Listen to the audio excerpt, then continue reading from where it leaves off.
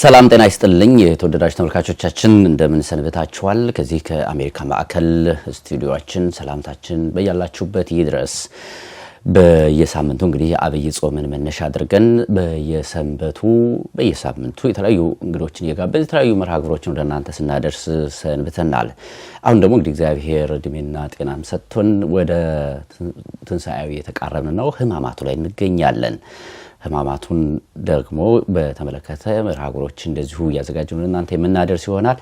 ለዛሬው አንድ እንግዳ ጋብዘናል። እንግዳችን ለሀገሩም አዲስ ናቸው፣ ለስቱዲዮችንም እንደዚሁ እዚህ አሜሪካ ማለቴ ነው። መጋቢ ሐዲስ ምስጢረ ሥላሴ ማናዬ ይባላሉ። በኢትዮጵያ እጅግ ይታወቃሉ፣ በስብከታቸውም እናውቃቸዋለን። ወደዚህ ወደ አሜሪካ ለአገልግሎት ከመጡ በኋላ እንግዲህ የተለያዩ መርሃ ግብሮችን እያደረጉ ነው የሚገኙት። ዛሬ ደግሞ ወደ ስቱዲዮ ጋብዘናቸው በተለይ ይህንን ሰሞነ ህማማቱን ከኛ ጋር እንዲያሳልፉ ጠይቀናቸዋል። እሳቸው ፈቃደኛ ሆነው ስቱዲዮአችን ላይ ተገኝተዋል። እጅግ እናመሰግናለን። የኔታ እግዚአብሔር ያክብርልኝ። በጣም አመሰግናለሁ ስለጋበዛችሁኝ። ክብር ይስጥልኝ። መልካም የኔታ እንግዲህ በሩቁ በሰፊው እናውቆታለን። ዛሬ ደግሞ ቀረብ ብለውናል። በቅድሚያ ያው ከዚህ በፊትም በማርሳኒ ሚዲያ እዚህ በአሜሪካ ማዕከልም አግኝተን ነውታል። እዚህ ስቱዲዮአችን ሲመጡ ደግሞ የመጀመሪያዎት ነው። እንኳን ደህና መጡ። በድጋሜ እንኳን ደህና ቆያችሁኝ። መልካም እንግዲህ ህማማቱ ላይ እንገኛለን። የኔታ ሰሞኑን ያው አብይ ጾምን በየሳምንቱ ተመልካቾች ሳምንቱን መነሻ አድርገን የተለያዩ ውይይቶችን መርሃ ግብሮችን ስናዘጋጅ ነው የከረምነው። አሁን ደግሞ ህማማቱ ላይ እንገኛለን። እስኪ ሰሞነ ህማማትን በትንሹ እንዳሰው። እያንዳንዱ ቀን በቤተክርስቲያን ልዩ ሚስጥር አለው። ቤተክርስቲያንም ቀኖቹን ዘርዝራ ታስተምራለች። ይሄ ትምህርት አላት። በአጠቃላይ ግን እንደ መግቢያ ሰሞነ ህማማት ሲባል ምን ማለት ነው ከሚለውን ጀምር እስኪ። መልካም ያው ሰሞነ ህማማት በኢትዮጵያ ኦርቶዶክስ ተዋሕዶ ቤተክርስቲያን በጣም ልዩ ገጽና ልዩ መልክ ያለው የራሱ የሆነ ስርዓት የራሱ የሆነ ስብሐተ እግዚአብሔር ከሌላው የተለየ አብይ ጾምም ከሌሎች ጊዜያት ይለያል። ሰሙነ ህማማት ደግሞ ከዚያ በጣም ይለያል እና ቤተክርስቲያናችን 24 ሰዓት ክፍት የምትሆንበት የ24 ሰዓት ስብሐተ እግዚአብሔር ምንባባት፣ ነቢያት፣ ትንቢቶች፣ ሌሎችም የቅዱስ ያሬድ ድርሰቶች በምስጋና መልክ የሚቀርቡበትና በጠቅላላው ደግሞ 6666 ስግደት የሚከናወንበት ጊዜ ነው ሰሙነ ህማማት። በዚህ ሳምንት ውስጥ ይሄም ጌታችን የተቀበለውን ጽዋዕተ መከራ በተለይ የተገረፈውን ግርፋት የሚያሳይ ነው እና ሰሙነ ህማማት ስንል ከስሙ እንደምንረዳው ሰሙን ማለት ሳምንት ማለት ነው። ህማማት ማለት ደግሞ ያው መከራዎች፣ ጽዋዕተ መከራዎች ጌታችን የተቀበላቸውን የሚገልጥ ነው። በጠቅላላው የጌታችን የህማማቱ ሳምንት መከራ የተቀበለበት ሳምንት፣ ጽዋዕተ መከራዎችን ያስተናገደበት ሳምንት ያንን የምናስብበት መሆኑን ይገልጣል ስሙ እና ስሙ ይመርሖ ሀበ ግብሩ ይባላል። ስም ወደ ግብር ይመራል። ይሄ በትክክል ግብሩን የሚገልጥ ነው። ሳምንቱ ሰሙነ ህማማት ይባላል። የሚነበበው መጽሐፉ ደግሞ ግብረ ህማማት ይባላል። የሚደርሰው ስብሐተ እግዚአብሔር በዚያ ውስጥ የሚደርሱት መልካ መልኮች ደግሞ መልካ ህማማት ይባላሉ ወይም የህማማት ሰላምታዎች ይባላሉና በጠቅላላ ህማማቱን የሚገልጹ ናቸው። በጠቅላላው ህማማተ መስቀሉን ጌታችን የተቀበላቸውን ጽዋዕተ መከራዎች የሚገልጡ የእግዚአብሔርን ፍቅር፣ እግዚአብሔር ለሰው ልጆች የተቀበለውን መከራ የሰው ልጆች ደግሞ ያን የሚያስቡበት የሚመለከቱበት በደንብ ህሊናቸውን ሰብስበው አካላቸው ብቻ ሳይሆን ህሊናቸውም መስቀሉ ግር ስር የሚገኝበት ሳምንት ነውና ሰሙነ ህማማት ልዩ ሳምንት ነው። የተቀደሰ ሳምንት ይለዋል። ፍትሐ ነገሥቱንም ስናነብ የተቀደሰ ሳምንት ነውና በዚህ ሳምንት ሰው ሁሉ የተቀደሰ የተለየ የከበረ መሆን አለበት። ቅድም እንዳልነው ከዕለተ ሆሳዕና ጌታችን ወደ ቤተ መቅደስ መግባቱን እሱን አስመልክቶ የሚከበር በዓል አለ። በጣም ልዩ መልክ ያለው በዓል ነውና በዕለተ ሆሳዕና ጸሎተ ፍታት ይደረጋል ላልሞቱ ምእመናን ሁሉ። በዚያ ሳምንት ሰው ቢሞት ጸሎተ ፍታት አይደርስለትምና የራሱን የቻለ መልክ ያለው በጠቅላላው ያንን የጌታችንን መከራ የምናስብበት ስለሱ ነቢያት የተናገሩት ትንቢቶች የሚተረጎሙበት የሚነበቡበት በሰፊው ለንባብም ለትርጉምም በጠቅላላው ሰፊ ቦታ የሚሰጥበት ጊዜ ነውና ሰሙነ ሕማማት ማለት ባጭሩ የሕማማት ሳምንት ሕማሙ እንዲሁ ዝም ብሎ የሥጋ ደዌ ሳይሆን መከራ መስቀልን የሚያወሳ ከሰው ልጆች ድነት ጋር ቀጥታ ግንኙነት ያለው ነው ሰሙነ ሕማማትና ምንድነው የሚለው ነብዩ እግዚአብሔር ኢሳይያስ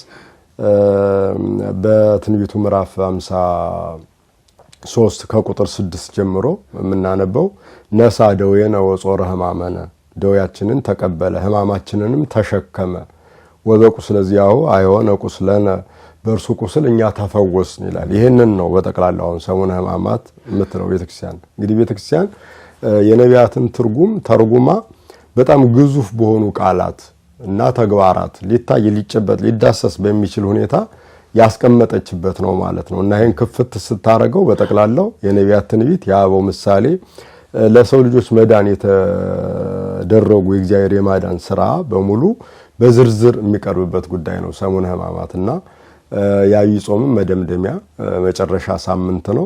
እንግዲህ ካልጾሙ ፋሲካ ካላዘኑ ደስታ የለም ይባላል አይደለም።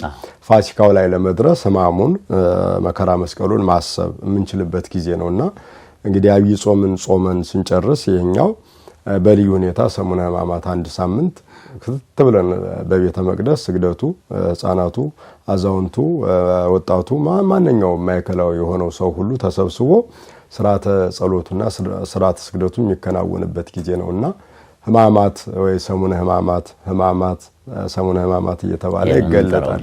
የሕማማት ሳምንት የመከራ ሳምንት የክርስቶስ መከራ የመታሰቢያ ሳምንት የሚል ትርጉም ነው የሚኖረው። ሰሙን ሳምንት ነው፣ ሕማማት መከራዎች ነው።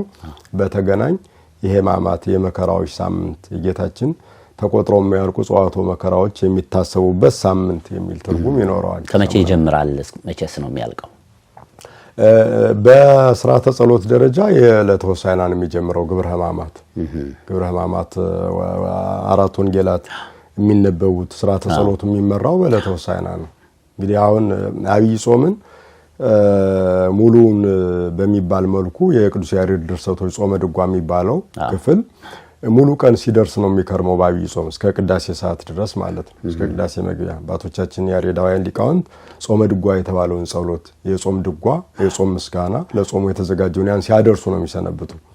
የዚህ መደምደሚያ ዕለተ ተጽዕኖ ማለት ከኒቆዲሞስ ከዕለተ ሆሳዕና ቀድሞ ያለችው ዓርብ ተጽዕኖ ትባላለች። ጌታችን በአህያ ውርንጫ ተጭኖ ወደ ኢየሩሳሌም የሚሄዱን የምናስብባት ናት።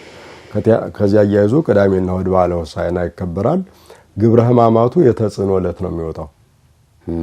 ወደ ቤተ መቅደስ ይመጣል። ግብረ ሕማማቱን እንትኑን ቤተ መቅደሱን አዙሮ መጥቶ ይዘረጋል፣ ይዘጋጃል። አልባሳቱ ይቀየራሉ። ብዙ ነገሮች ነው በአይን ሲታይ ነው በደንብ የሚገልጠው። አሁን በቃላት ሁሉን መናገር አንችልም። ያ ይዘጋጃል። ስርዓተ ማሕሌቱ ይከናወናል። ስርዓተ ጸሎቱ በግብረ ሕማሙ የሚጀመረው እሑድ ነው። ስለዚህ ጸሎተ ፍትሐቱ ሁሉ የሚደረገው በዚያው በመጽሐፈ ግብረ ሕማማቱ ትእዛዝና ስርዓት መሰረት ነው። ያ ከተደረገ በኋላ ሰኞ ሙሉ ለሙሉ ስግደቱ ይጀመራል ማለት ነው። ሕማማቱ ይጀመራል። ከሌሊት ነው የሚጀምረው። ከሌሊቱ 11 ሰዓት ወይም ደግሞ 9 ሰዓት ከሌሊቱ ይጀመርና በየሰዓቱ ነው ጸሎቱ የሚቀርበው። ተጠቅላላው የነግ አለው፣ የ3 ሰዓት አለው፣ የ6 ሰዓት፣ የ9 ሰዓት፣ የ11 ሰዓት፣ የምሽቱ 1 ሰዓት፣ ከምሽቱ 3 ሰዓት፣ ከሌሊቱ 6 ሰዓት ላይ ያልቃል ማለት ነው ስርዓተ ጸሎቱ። እና ይህ ጸሎት በየሰዓቱ የተከፋፈለ የ24 ሰዓት ጸሎት ነው ማለት ነው የሚከናወነው በሰሙነ ሕማማት። እና ይሄ በምላት የሚጀመረው ሰኞ ነው። በጣም ይገርም ነው። ሰኞ ይጀመራል። መጨረሻው ከዛ ትንሣኤ ነው። መጨረሻው ያው እስከ ትንሣኤ ድረስ ባለው ጊዜ ይቆያል። ምክንያቱም መደምደሚያው የዮሐንስ ራእይ የሚነበበው እሑድ ነው። የዮሐንስ ራእይ ወይ መኃልየ ዘሰሎሞን እና ራእየ ዮሐንስ ሁለቱም ተስፋ ትንሣኤን የሚሰብኩ ናቸው። የክርስቶስ ትንሣኤ በመኃልየ ዘሰሎሞን ተንሥአ ወአንሥአ ኩሎ ሙታነ እርሱ ተነሳ ሙታንንም አስነሳ የሚለው እየተዜመ እየተዘመረ ከቆየ በኋላ ራእየ ዮሐንስ እንግዲህ የተስፋ ፍጻሜ ነው። የአዲስ ኪዳን የትንቢት መጽሐፍ ወይም ደግሞ የተስፋ ትንሣኤ ጎልቶ የተነገረበት ትንሣኤ ዕፀ ሕይወት ከወንዙ ማዶ የሕይወት እንጨት አለ፣ ከስሩ ወንዞች ይፈልቃሉ እያለ የሚናገረው ትንሣኤ ነው። ያንን ተስፋ ትንሣኤ በሚሰብከው ራእየ ዮሐንስ ይደመደማል ግብረ ሕማማት። ከዚያ በኋላ ወደ ትንሣኤው ምስጋና ይቀጥላል ማለት ነው። ከዛ ከሐዘኑ ወደ ደስታው እንሻገራለን ማለት ነው። እንደው መጋቢ ሐዲስ እነዚህ ቀናት ለምንድን ነው የተለዩ የሆኑት? አሁን ሰሙነ ሕማማት የሚለው ይሄስ አንዱ ሳምንት ከሌሎቹ የዐቢይ ጾም ቀናት በተለየ ሁኔታ በመከራም እንድናስባቸው የሆነው አገልግሎቱም እንዲሰፋ እንዲበዛ ያደረገው ለምንድን ነው? እንግዲህ ቤተክርስቲያን ለነገረ ድህነት ያላትን ትልቅ ቦታ ነው የሚያሳየው። ይሄ አሁን ሌሎች አካላት እንደሚሉት ቤተክርስቲያን ክርስቶስን የማታውቅ እሱን የማትሰብክ አይደለችም። ሌሎች አሁን ከቤተክርስቲያን አጥርና ቅጥር ውጭ ያሉት ይህን ያህል ክርስቶስን መግለጥ የሚችሉበት አደባባይ የላቸውም እና ቤተክርስቲያን ዋና ትኩረቷ ነገረ ልደት ማነው ነገረ ድህነት መሆኑን ነው የሚያሳይ። እንግዲህ ሰሙነ ሕማማትን ስታይ ቀራንዮ ነው። ጽንሰት ልደት ብትል ቤተልሔም ነው የክርስቶስ የተወለደበት፣ ወደ ከብቶች በረት የሰብአ ሰገልን መምጣት አማሃ እጅ መንሻ ማቅረባቸውን ይህን የመሰለውን ነው የምታየው። በዚህ ሂደት የክርስቶስን ትህትና አጉልታ ቤተክርስቲያን ትናገራለች። ከዚያ ከቤተልሔም የጀመረው ጉዞ የሚደመደመው ቀራንዮ ላይ ነው። ዋናው ነው የመከር ጊዜ ነው ቀራንዮ። ቤተልሔምን ዘር ልንለው እንችላለን። ጽንሰትን፣ ልደትን፣ ጥምቀትን ይህን የመሳሰለውን ዘር ብንለው ቀራንዮ መከር ነው። ድነቱ የተፈጸመበት በቃ የሰው ልጆች የሕይወት ራስ የሆነው ክርስቶስ መስቀል ላይ ከፍ ብሎ የተሰቀለበት ዓለምን የተበተነውን ለመሰብሰብ እጆቹን የዘረጋበት ሰፋ ደዌው ለሕማም አይደል የሚለው እጆቹን ለሕማም ዘረጋ ነው የሚለው። ለመከራ ዘረጋ፣ ለቀኖት እጆቹን ለቀኖት፣ አፉን ለመራር ሐሞት፣ ራሱን ለሾህ አክሊል፣ እጅግሩን ለችንካር ለቀኖት፣ ጎኑን በጦር ለመወጋት የሰጠበትና በጠቅላላው ሕይወት ለሰው ልጆች የተሰጠበት ነው እና ይሄ ሳምንት ልዩ የሆነበት ዋናው ምክንያት ቤተክርስቲያን ለነገረ ድህነት በሚሰጠው ትልቅ ቦታ አማካኝነት አባቶቻችን ሐዋርያት በቀኖና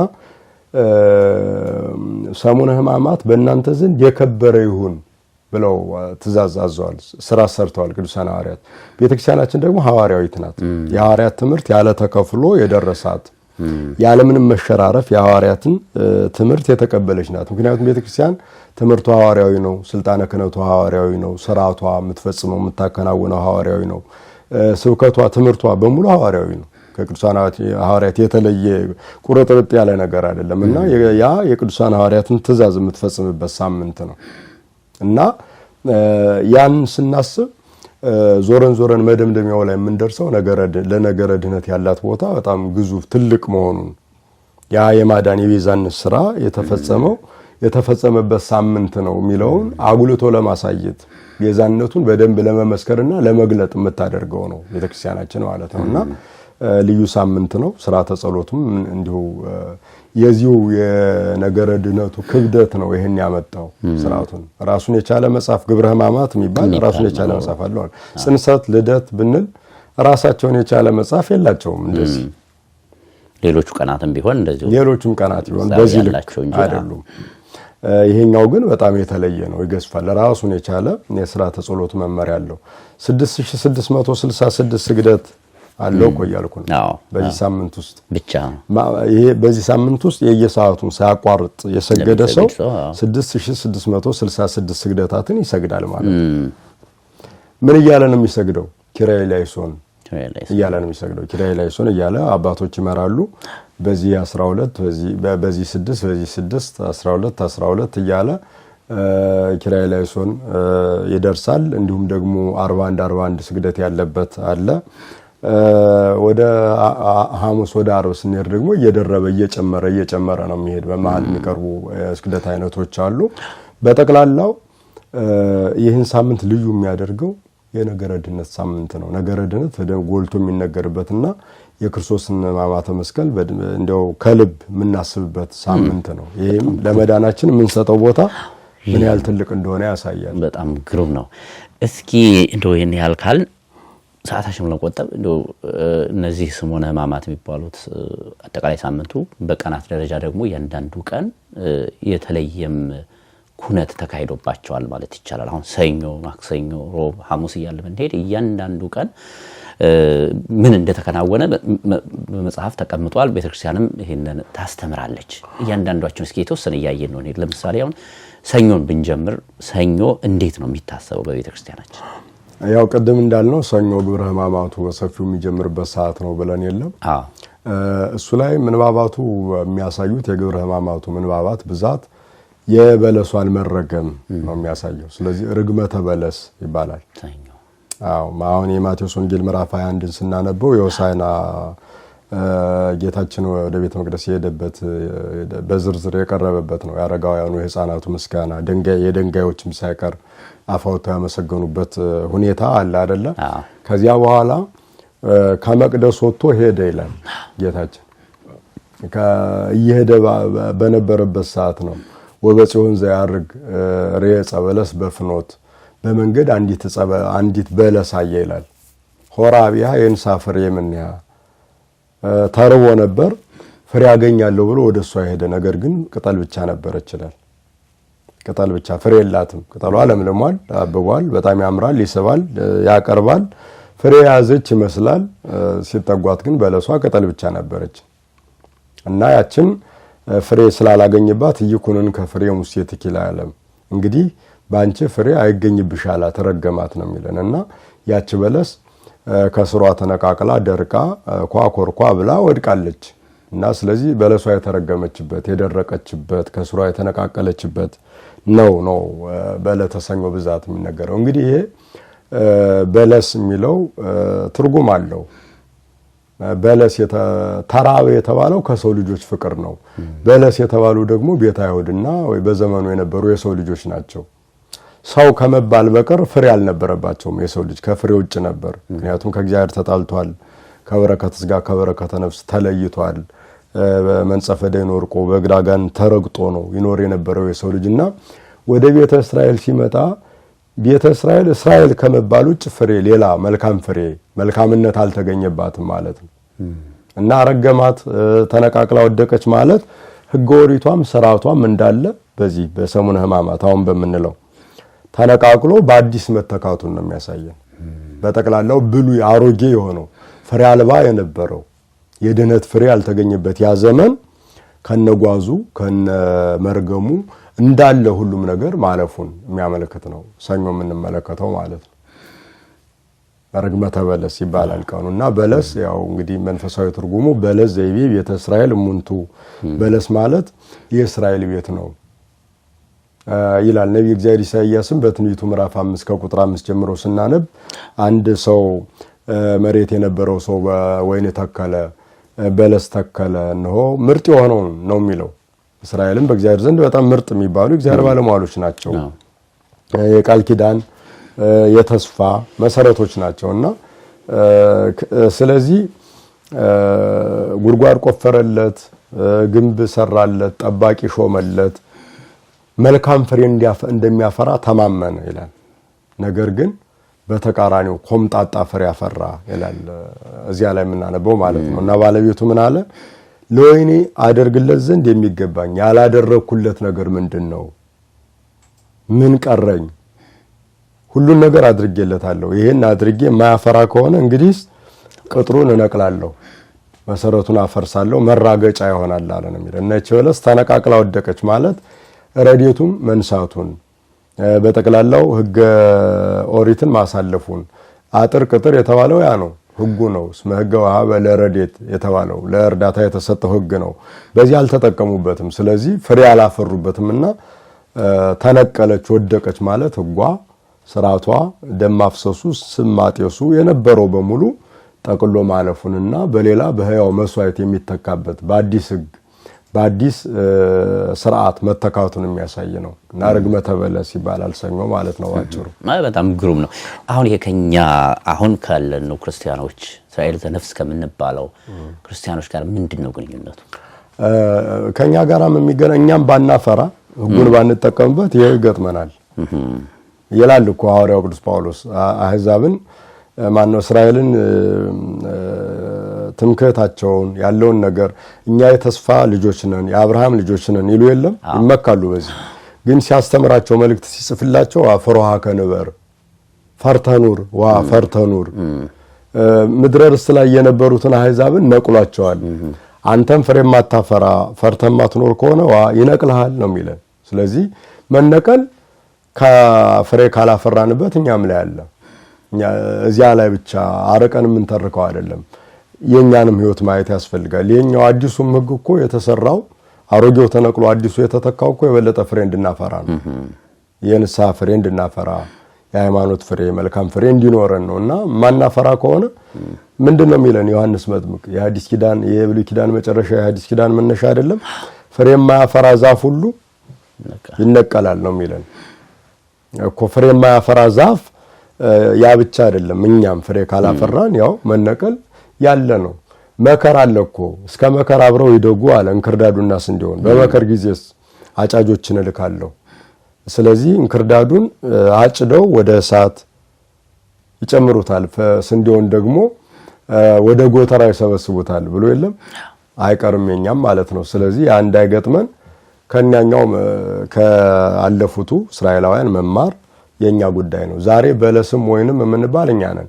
በወይኑ ቦታ በቅድስት ቤተክርስቲያን የተተከልን እግዚአብሔር የጠራን የሰበሰበን ስጋውን የቆረሰልን ደሙን ያፈሰሰልን በመንፈሰ ረድኤት አይደለም በመንፈሰ ልደት የከበርን። ያኮ በመንፈሰ ረድኤት የነበረ ህይወት ነው። በመንፈሰ ረድኤት የነበረው ፍርድ ውስጥ ከገባ በመንፈሰ ልደት ያለው የባሰ ይፈረድበታል። ብዙ ከተሰጠው ብዙ ይጠበቃል አይደለም። ስለዚህ በብዙ ነው የተሾምነው። እኛ ልጆቹ ነን። እነዚያ ባሪያዎቹ ነበሩ፣ እኛ ልጆቹ ነን። ባሪያዎቹ ፍርዳቸው ያን ያህል ከፍ ካለ እኛ ልጆቹም ፍርዳችን ከፍ ይላል።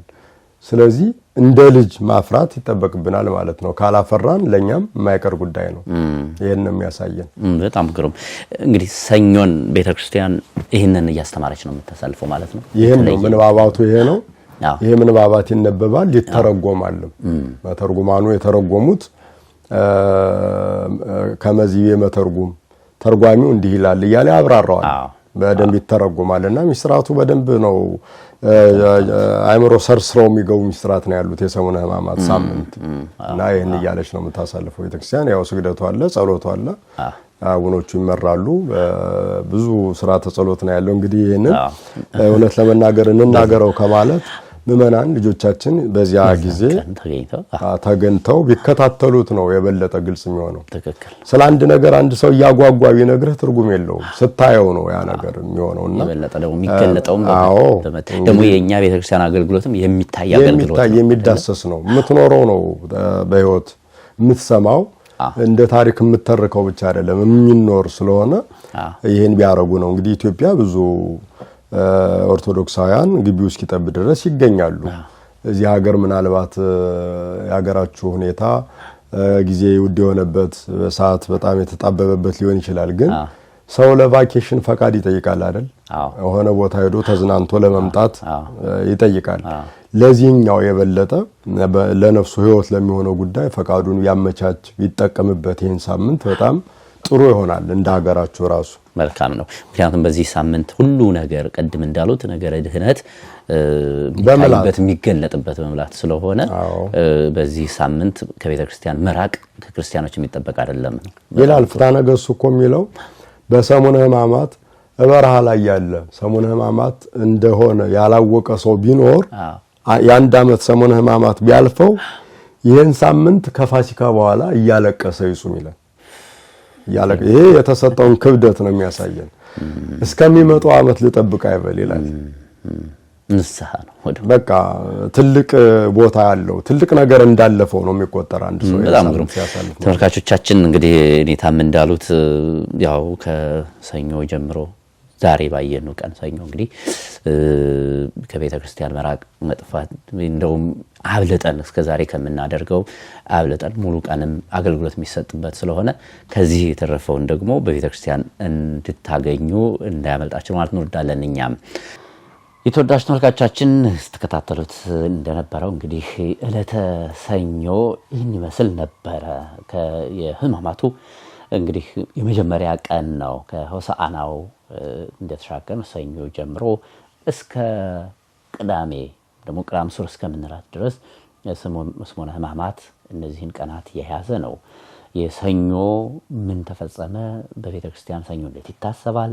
ምንባባቱ፣ ጸሎቱ እንዲሁም ስግደቱና ሌሎች ቤተክርስቲያን የምታከናውናቸው ነገሮች በሙሉ በሰኞ ባጭሩ በዚህ መልክ ተገልጸዋል። መጋቢ ሐዲስ ቃለ ሕይወትን ያሰማልን።